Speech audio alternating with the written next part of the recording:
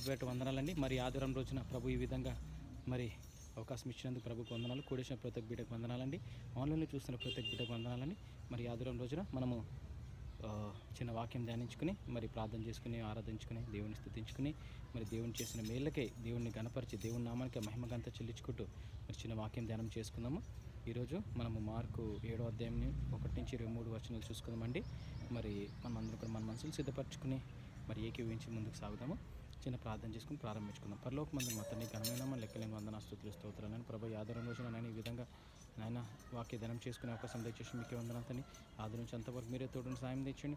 మీ నామానికి మహిమకరంగా నాయన తండ్రి ప్రభా ఈ చిన్ని మినిస్ట్రీని దీవిస్తున్నందుకు నాయన మీ గాయపడ హస్తాన్ని ఈ మినిస్ట్రీ మీద ఉంచినందుకు మీకే వందన తిప్పుకుంటూ నాయన తండ్రి ఈ ప్రయాణంలో నాయన తోడు నీడగై నాయన మీకు మహిమకరంగా జరిపిస్తూ మీకే వందనాలు మీకే స్తుతులు స్తోత్రాలు చెల్లించుకుంటూ చిన్ని ప్రార్థన నజరేయుడైన యేసునామమున నడిపెట్టుకున్నాం తండ్రి, ఆమేన్.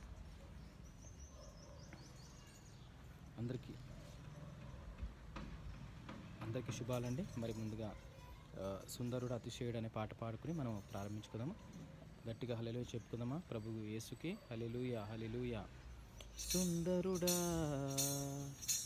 అతిశయుడా మహోన్నతుడా నా ప్రియుడా, సుందరుడా అతిశయుడా మహోన్నతుడా నా ప్రియుడా, 10,000లో నీవు అతి సుందరుడవు, నా ప్రాణ ప్రియుడవు నీవే. షారోను పుష్పమా, లోయలోని పద్మమా, నిన్ను నేను కనుగొంటినే. సుందరుడా అతిశయుడా మహోన్నతుడా నా ప్రియుడా, నిన్ను చూడాలని నీ ప్రేమలో ఉండాలని నేనాశించుచున్నాను. నిన్ను చూడాలని నీ ప్రేమలో ఉండాలని నేనాశించుచున్నాను. సుందరుడా అతిశయుడా మహోన్నతుడా నా ప్రియుడా, యేసయ్యా నా యేసయ్యా నీ వంటి వారెవ్వరు. యేసయ్యా నా యేసయ్యా నీలాగా లేరెవ్వరు. సుందరుడా అతిశయుడా మహోన్నతుడా నా ప్రియుడా, సుందరుడా అతిశయుడా మహోన్నతుడా నా ప్రియుడా. హల్లెలూయా. మహోన్నతుడండి మన యేసయ్య, సుందరుడు మహోన్నతుడు మన ప్రియుడు యేసయ్య. మరి యేసుకే మేలులు, యేసుకే స్తుతులు స్తోత్రాలు చెల్లునుగాక, ఆమేన్. మరి మార్కు సువార్త 7:1 నుంచి 23 వచనాలు చూసుకుందాం. That which డిఫైల్స్. యెరూషలేము నుండి వచ్చిన పరిసయ్యులను శాస్త్రులు కొందరును ఆయన యొద్దకు కూడి వచ్చి ఆయన శిష్యులలో కొందరు అపవిత్రమైన చేతులతో అనగా కడుగని చేతులతో భోజనము చేయుట చూచిరి. పరిసయ్యులును యూదులందరూను పెద్దల పారంపర్యాచారమును బట్టి చేతులు కడుగుకొంటేనే గాని భోజనము చేయరు. మరియు వారు సంత నుండి వచ్చినప్పుడు నీళ్లు చల్లుకొంటేనే గాని భోజనము చేయరు. ఇదియుగాక గిన్నెలను, కుండలను, ఇత్తడి పాత్రలను నీళ్లలో కడుగుట మొదలగు అనేక ఆచారములను వారు అనుసరించిడి వారు. అప్పుడు పరిసయ్యులను శాస్త్రులను నీ శిష్యులు ఎందుకు పెద్దల పారంపరాచారం చొప్పున నడుచుకొనక అపవిత్రమైన చేతులతో భోజనం చేయుదురని ఆయనను అడిగిరి. అందుకు ఆయన వారితో ఇలాగ చెప్పెను, ఈ ప్రజలు పెదవులతో నన్ను ఘనపరచుదురు గాని వారి హృదయము నాకు దూరంగా ఉన్నది. వారు మానవులు కల్పించిన పద్ధతులు దేవోపదేశములని బోధించుచు నన్ను వ్యర్థముగా ఆరాధించుదురు అని వ్రాయబడినట్టు వేషధారులైన మిమ్మును గూర్చి యెషయా ప్రవచించినది సరియే. మీరు దేవుని ఆజ్ఞను విడిచిపెట్టి మనుషుల పారంపర్యాచారమును గైకొనుచున్నారు. మరియు ఆయన మీరు మీ పారంపర్యాచారమును గైకొనుటకు దేవుని ఆజ్ఞను బొత్తిగా నిరాకరించుదురు. నీ తల్లిదండ్రులను గణపరచవలెననియు తండ్రినైనను తల్లినైనను దూషించు వానికి మరణశిక్ష విధింపవలెననియు మోషే చెప్పెను కదా. అయినను మీరు ఒకడు తన తండ్రినైనను తల్లినైనను చూచి నా వలన నీకు ప్రయోజనమగునది ఏదో అది కొర్బాను అనగా దేవార్పితమని చెప్పిన యెడల తన తండ్రికైనను తల్లికైనను వానిని ఏమీ చేయనీయక మీరు నియమించిన మీ ఆచారము వలన దేవుని వాక్యమును నిరర్థకము చేయుదురు. ఇటువంటివి అనేకములు మీరు చేయుదురని చెప్పాను. అప్పుడు ఆయన జనసమూహమును మరలా తన యొద్దకు పిలిచి, మీరందరూ నా మాట విని గ్రహించుడి. వెలుపలి నుండి లోపలికి పోయి మనుష్యుని అపవిత్రునిగా చేయగలుగునది ఏదియూ లేదు గాని లోపలి నుండి బయలు వెళ్ళుననే మనుష్యుని అపవిత్రునిగా చేయుననెను. ఆయన జనసమూహమును విడిచి ఇంటిలోనికి వచ్చినప్పుడు ఆయన శిష్యులు ఈ ఉపమానమును గూర్చి ఆయనను అడుగగా ఆయన వారితో ఇట్లనెను. మీరును ఇంత అవివేకులై ఉన్నారా? వెలుపలి నుండి మనుష్యుని లోపలికి పోవునదేదియు వానిని అపవిత్రునిగా చేయజాలదని మీరు గ్రహింపకున్నారా? అది వాని హృదయములో ప్రవేశింపక కడుపులోనే ప్రవేశించి బహిర్భూమిలో విడువబడును. ఇట్లు అది భోజన పదార్థములన్నిటినీ పవిత్రపరచును. మనుష్యుని లోపలి నుండి బయలు వెళ్ళునది మనుష్యుని అపవిత్రపరచును.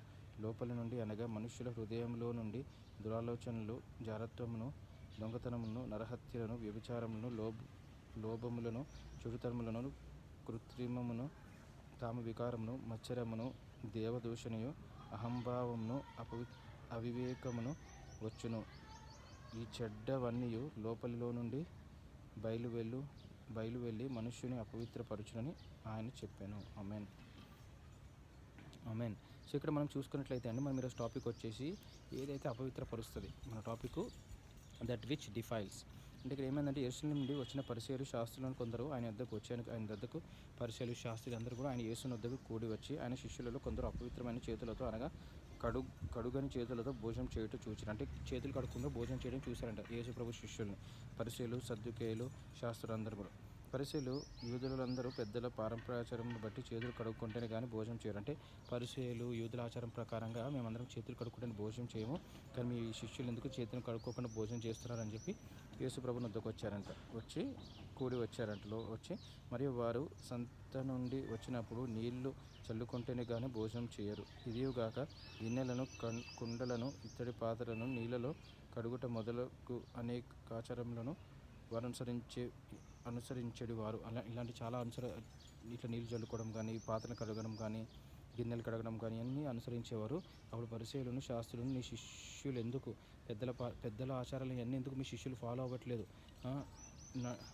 నడుచుకొనక అపవిత్రమైన చేతులు భోజనం చేదురని అని అడిగిరి. అంటే ఎందుకు నీ శిష్యులు పెద్దలు ఆచారం ఒకటి ఉంది, ఆచారం ఏంటంటే నీళ్ళు చల్లుకోవడం, కాలు కడుక్కోవడం, లేదంటే చేతులు కడుక్కోవడం, లేదంటే గిన్నెలు కడగడము, ఇవన్నీ ఆచారాలు. ఈ ఆచారాలు లేకుండా చేతులు కడుక్కొని ఎట్లా తింటున్నారు? ఇది యూదులందరూ ఫాలో అయ్యారు కదా, ఈ ఆచారం మీ శిష్యులు ఎందుకు ఫాలో అవ్వట్లేదని అడిగితే అందుకు ఆయన వారితో ఇలాగన్నారు, ఇలాగ చెప్పాను. సో యేసు ప్రభు సమాధానం ఎలా ఇచ్చారంటే మనం విందాం. చూడండి, మన మనసును సిద్ధపరచు. ఈ ప్రజలు పెదవులతో నన్ను గణపరచుదు కానీ వారి హృదయము నాకు దూరంగా ఉన్నది. సో ఈ జనం అంటే ఈ ప్రజలందరినీ పోల్చాడు ఇక్కడ యూదులు, పరిసయ్యులు, సద్దుకేయులు, లేదంటే ఎటువంటి భేదప్రాయం లేదు. ప్రజలు అంటే అందరూ వస్తారు, వరల్డ్ మొత్తం వస్తుంది. ఈ ప్రజలు పెదవులతో నన్ను గణపరుస్తారు, అంటే నన్ను పెదవులతో పాటలు పాడి ఆరాధించి స్తుతించి praise the lord, glory to God అని ఇట్లా గణపరుస్తారు. కానీ వారి హృదయం నాకు దూరంగా ఉంది. అలా హృదయం అనేది దూరంగా ఉందంట. పెదవులతో గణపరుస్తారు కానీ హృదయం దూరంగా ఉందంట. వారు మానవులు కల్పించిన పద్ధతులు దేవోపదేశములను బోధించుచు నన్ను వ్యర్థంగా ఆరాధించుదురు. సో నన్ను వ్యర్థంగా ఆరాధిస్తారు. అంటే ఎందుకు వ్యర్థంగా ఆరాధిస్తారు? మనుషులు కల్పించిన ఈ పద్ధతులన్నీ కూడా వాళ్ళు ఫాలో అయ్యి నన్ను వ్యర్థంగా ఆరాధిస్తారు అని వ్రాయబడినట్టు వేషధారులైన మిమ్మల్ని గురించి యెషయా ప్రవచించినది సరియే. అంటే యెషయా గ్రంథంలో ముందే ప్రవచనం ఒకటి వచ్చింది. ఏంటంటే ఇట్లా వేషధారులు మిమ్మల్ని గూర్చి వేషధారణం అంటే ఏంది? పెదవులతో నన్ను గనపరుస్తారు, నన్ను ఆరాధిస్తారు, స్తుతిస్తారు, కానీ మీ హృదయం నాకు చాలా దూరంగా ఉందని చెప్తున్నాడు యేసుప్రభు అని చెప్తున్నాడు. సో అలా వేషధారులాగా ఉండకండి అని చెప్తున్నాడు. మీరు దేవుని ఆజ్ఞను విడిచిపెట్టి మనుషుల పారంపర్యాచారము గైకొనుచున్నారు. సో మీరు దేవుని ఆజ్ఞ అంటే దేవుడు 10 కమాండ్మెంట్స్ ఇచ్చారు మనకి. నిన్ను వలె నీ పొరుగువారిని ప్రేమించు, నేను తప్ప ఏ దేవుడు లేడు అని ఎలాంటి ఈ 2 ఆజ్ఞలతో పాటు ఇంకా ఆజ్ఞలు ఎలా ఇచ్చారో ఆజ్ఞలన్నీ కూడా మీరు గైకొని దానికి అనుకూలంగా నడుచుకుని వెళ్ళండి ముందు. అంతేగాని ఈ మనుషులు పారంపర్య ఆచారం అన్నీ కూడా మీరు చేయొద్దు అని చెప్పి మరి వచనం సెలవిస్తుంది.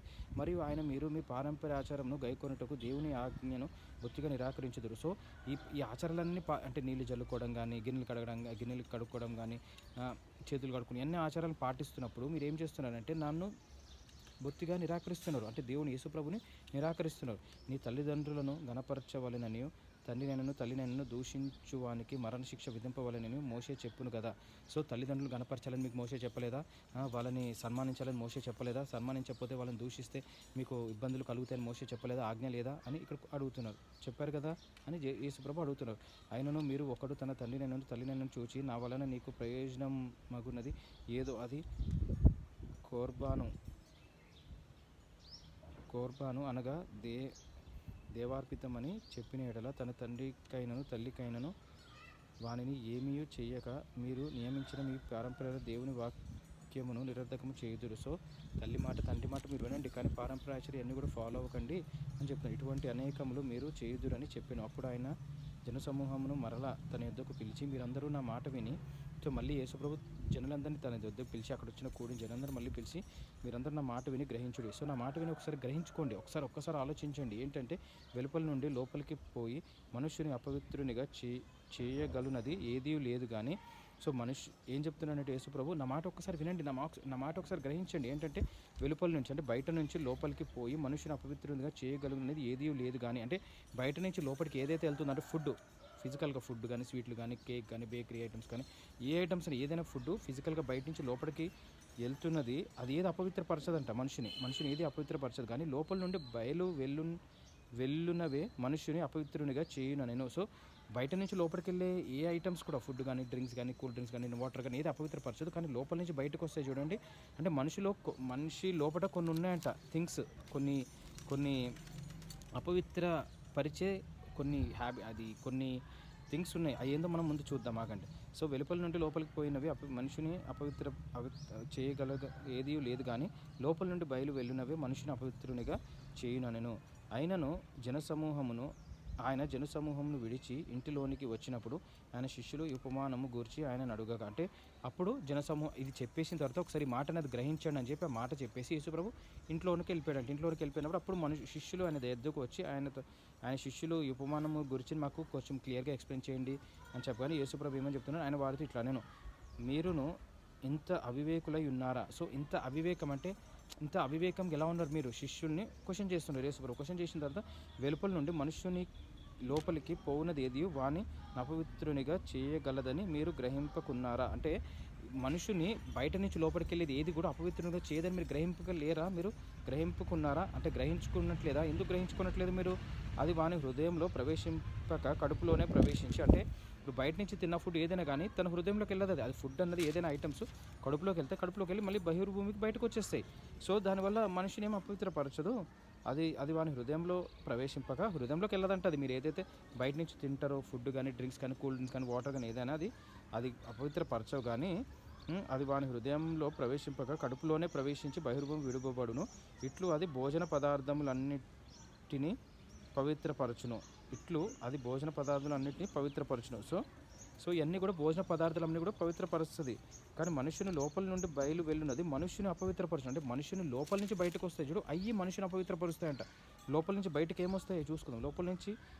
లోపల నుండి అనగా, అంటే మళ్ళీ ప్రభు చెప్తున్నారు, లోపల నుండి అనగా మనుషుల హృదయంలో నుండి దురాలోచనలు, అంటే బ్యాడ్ థాట్స్, దురాలోచనలు, జారత్వములు, దొంగతనంలో అంటే దొంగతనం చేయడము, జారత్వము, అదేవిధంగా నరహత్యలు, వ్యభిచారములను, లోభములను, చెడుతనములను, కృత్రిమమును, కామ వికారమును, మత్సరమును, దేవదూషణయు, అహంభావమును, అవివేకమును వచ్చును. సో అన్ని మనిషి లోపల నుంచి వచ్చే థింగ్సే అపవిత్రపరుస్తాయి కానీ బయట నుంచి బాడీలోకి వెళ్ళే థింగ్స్ ఏం అపవిత్రపరచవు. ఈ చెడ్డవన్నీ లోపలి నుండియే బయలు వెళ్ళి మనుషుని అపవిత్రపరచునని ఆయన చెప్పాను. ఆమేన్.